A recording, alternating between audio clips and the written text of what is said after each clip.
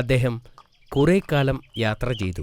പിന്നെ ഒരു മലയുടെ മുകളിൽ ഒരു ഗുഹ കണ്ടു.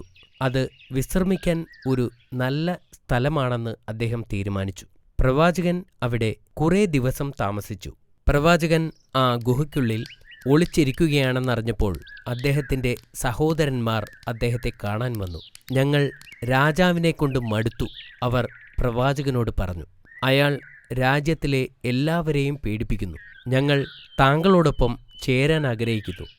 അടുത്ത ദിവസം കുറച്ചുപേർ ഗുഹയിലെത്തി. നിങ്ങൾക്ക് എന്താണ് വേണ്ടത്? പ്രവാചകൻ ചോദിച്ചു. ഞങ്ങളെ രാജാവിൽ നിന്നും രക്ഷിക്കണം എന്ന് അവർ പറഞ്ഞു. അവൻ ഒരു ദുഷ്ടനാണ്. അവൻ എല്ലാവരെയും പീഡിപ്പിക്കുന്നു. ദയവായി ഞങ്ങളെയും നിങ്ങളുടെ സൈന്യത്തിൽ ചേർക്കണം. പ്രവാചകൻ സമ്മതിച്ചു. അതുപോലെ കൂടുതൽ കൂടുതൽ ആളുകൾ നബിയുടെ സൈന്യത്തിൽ ചേരാൻ എത്തിക്കൊണ്ടിരുന്നു. തലൂത്ത് അയാളുടെ പ്രജകളെ പരിശീലിപ്പിക്കുകയും തൻ്റെ പടയാളികളെ ഭയപ്പെടുത്തുകയും ചെയ്തു. പൗരന്മാർ മെല്ലെ നേരെ തിരിയാൻ തുടങ്ങി. പ്രവാചകൻ ഒരു സൈന്യത്തെ വിളിച്ചുകൂട്ടിയപ്പോൾ പ്രവാചകനെതിരെ യുദ്ധം ചെയ്യാൻ അദ്ദേഹം തീരുമാനിച്ചു.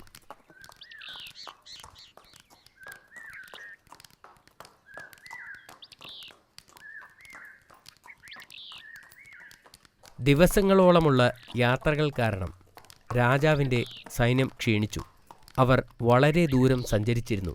അതിനാൽ താഴ്വരയിൽ കുറച്ചു സമയം വിശ്രമിക്കാൻ അവർ തീരുമാനിച്ചു.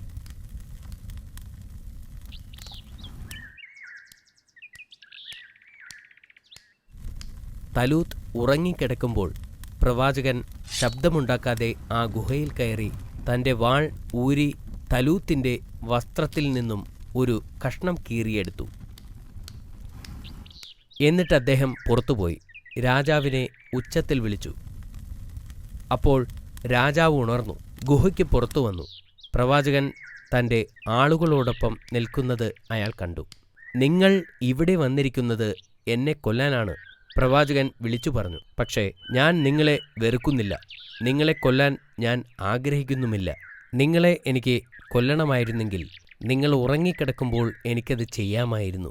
എന്നിട്ട് പ്രവാചകൻ ആ തുണിക്കഷ്ണം കാണിച്ചുകൊണ്ട് പറഞ്ഞു, ഇത് നിങ്ങളുടെ വസ്ത്രത്തിൻ്റെ ഒരു കഷ്ണമാണ്. ഇതിനു പകരം നിങ്ങളെ എനിക്ക് കൊല്ലാമായിരുന്നു. പക്ഷേ എൻ്റെ ദൗത്യം കൊല്ലലല്ല, സ്നേഹിക്കലാണ്. രാജാവിന് തൻ്റെ തെറ്റ് മനസ്സിലായി. അയാൾ പ്രവാചകനോട് ക്ഷമ ചോദിച്ചു.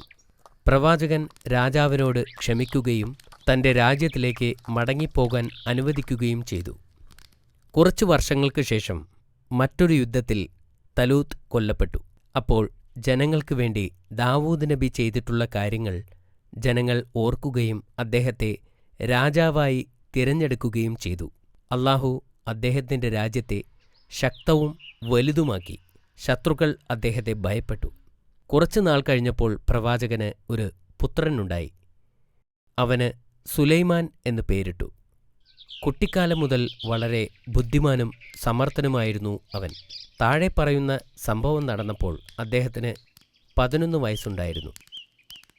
ഒരു ദിവസം പതിവ് പോലെ ദാവൂദ് നബി തൻ്റെ ജനങ്ങളുടെ പ്രശ്നങ്ങൾ പരിഹരിച്ചു കൊണ്ടിരിക്കുകയായിരുന്നു. അപ്പോൾ 2 പേർ അദ്ദേഹത്തിൻ്റെ അടുക്കൽ വന്നു. അതിലൊരാൾ ഒരു വയലിൻ്റെ ഉടമയായിരുന്നു. വയലിൻ്റെ ഉടമസ്ഥൻ കരഞ്ഞുകൊണ്ട് പറഞ്ഞു, കഴിഞ്ഞ രാത്രി ഇയാളുടെ ആടുകൾ എൻ്റെ വയലിലെത്തി. എൻ്റെ മുന്തിരി മുഴുവൻ തിന്നു.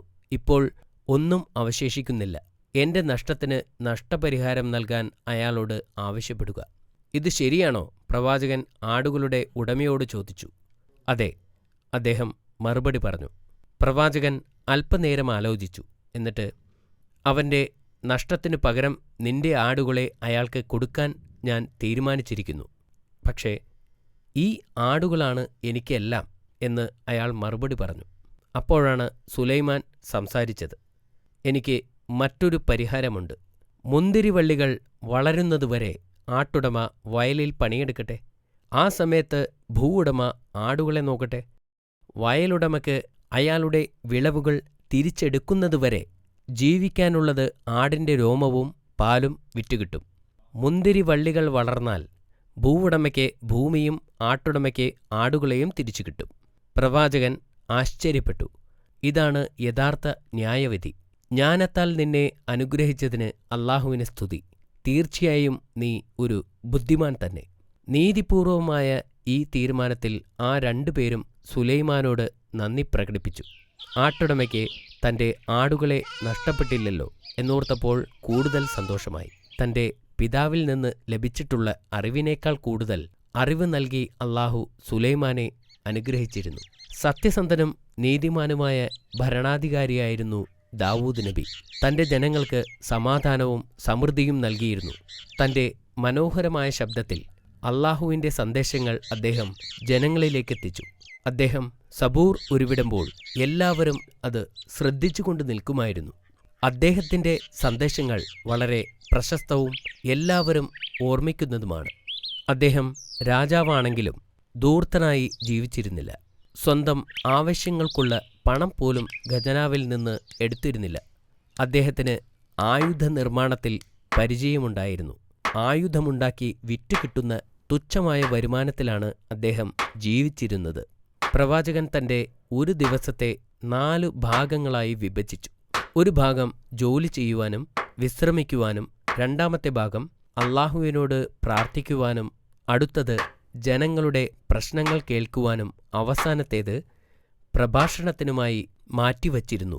ഒരു ദിവസം പ്രവാചകൻ തൻ്റെ മുറിയിൽ പതിവ് പോലെ പ്രാർത്ഥന നടത്തുകയായിരുന്നു. ആരും അദ്ദേഹത്തെ തടസ്സപ്പെടുത്താൻ അനുവദിക്കരുതെന്ന് അദ്ദേഹം പരിചാരകരോട് കൽപ്പിച്ചിരുന്നു.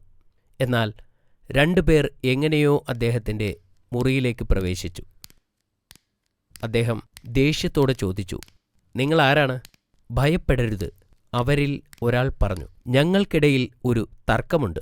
ഞങ്ങളിവിടെ താങ്കളുടെ ന്യായവിധിക്കായി എത്തിയതാണ്." "അതെന്താണ്?" പ്രവാചകൻ ചോദിച്ചു.